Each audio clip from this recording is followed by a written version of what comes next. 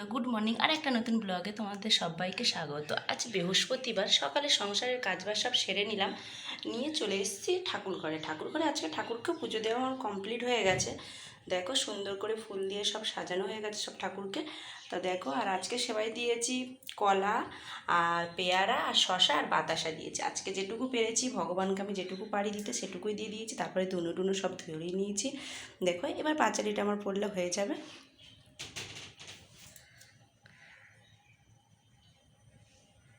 Complete করে একটু আলু ভেজে নিলাম, ছেলে ভাত খেয়ে যাবে। আর এখানে ডিম ভেজে নিলাম, আর ভাত ছিল কালকের, ভাতটা গরম করে দিলাম। আজকের আর আমি রান্না করিনি, কেননা আজকের বর কাজে যায়নি, বরের শরীরটা খুব একটা ভালো নেই, সেই জন্য বরমশাই আজকের কাজে যায়নি। আর আজকের ওয়েদারটা দেখো বন্ধুরা, খুবই খারাপ ওয়েদারটা। দেখো সকালবেলা বৃষ্টিটা শুরু হয়ে গেছে, আর আমি তো কেচে নিয়েছি এতগুলো।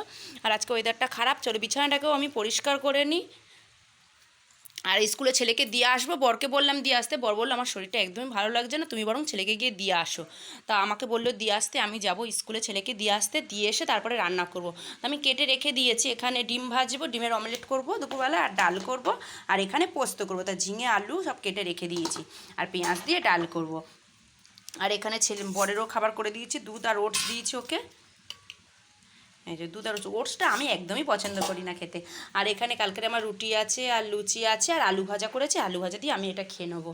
তো ছেলে বাথরুমে গেছে, ও বাথরুম থেকে বেরোলে ও খেয়ে বেরোবে স্কুলের জন্য। এই ছেলেকে দিয়ে চলে এলাম, এসে এই যে এখন ডাল ধুচ্ছি।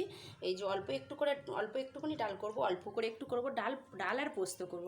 রাত্রিকার কেন রুটি খাই তো এই জন্য, তাই এখন অল্প করে করব। আর দেখো মাথাটা পুরো ভিজে গেছে, ছেলেকে দিতে গিয়ে বরকে বললাম দিয়ে আসতে, ও বললো আমার কোমরটা খুব ব্যথা করছে, তুমি বরং সাইকেল নিয়ে চলে যাও। তা আমি তো ছেলেকে দিয়ে এলাম, দিয়ে এসে এদিকে ভাত বসিয়ে দিয়েছে, দিয়ে আর এই ডালটা ধুচ্ছি। ডালটা প্রেশারে একটা সিটি দিয়ে নেবো, নিয়ে পোস্তটা করলেই হয়ে যাবে। তারপরে একটু বেরোবো, একটু দরকার আছে।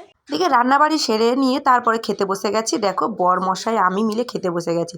বরমশাইকে ডিম পোচ করে দিয়েছি, আর মারা মাংস পাঠিয়েছিল, মাংস আমিও ভাত বেড়ে খেতে বসে গেছি। আর এই দিকে ছেলেকে আনতে বেরিয়ে গেছে, আর মনে মাথায় শুরু হয়ে গেছে প্যান্ডেল, পুজোর প্যান্ডেল শুরু হয়ে যাবে। তারপরে এই যে আমি বান্ধবীর জন্য দাঁড়িয়ে আছি রাস্তায়, বান্ধবী আসেনি এখনও। বন্ধুরা দেখো আমি রেডি হয়ে গেছি, বড় ঘুম থেকে উঠে বললো চলো রেডি হয়ে নাও। বললাম কোথায় যাবো, বড় বললো চলো পুজোর কেনাকাটাটা সেরে নিই। তাই সেই জন্য বরের কথা মতো আমি রেডি হয়ে গেলাম পুরো। দেখো আর এখানে ছেলেও পুরো রেডি হয়ে গেছে, বর রেডি হচ্ছে। তো দেখতে থাকো, কেনাকাটা করে নিয়ে আসবো, সব কিছু তোমাদের সঙ্গে শেয়ার করবো, দেখতে থাকো ভিডিওটা। আর এইদিকে বরমশাই গাড়ি বের করছে, গাড়িটা বের করে নিয়ে যাবো, গাড়ি করে যাব না, তা গাড়িটাকে গ্যারেজে রেখে ট্রেনে করে যাব।